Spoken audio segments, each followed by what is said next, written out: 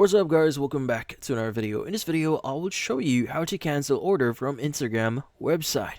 So you might be wondering how to exactly do so. Well, this one is going to be really easy. So the first thing that you want to do is you want to access your Instagram account. Let's go open up Instagram here, and you want to go and access your actual account or your profile at the bottom right of your screen. Go ahead and click on it. Now from here at the top right of your screen, you want to go and click on the 3-bar icon. So let's go and click on it. And in here, you want to go and scroll down a bit until you see the option for your activity. Now under your activity, you want to go and scroll down a bit, and you want to look for the option here for link history. Let's go ahead and click on it.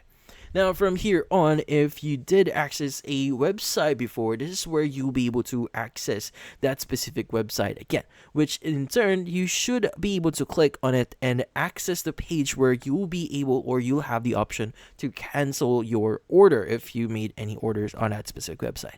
But typically speaking, they should have an option here that allows you to cancel an order. But yeah, so in this case, that's about it. So if you found this video helpful, don't forget to leave a like or maybe subscribe to our channel. Thank you for watching.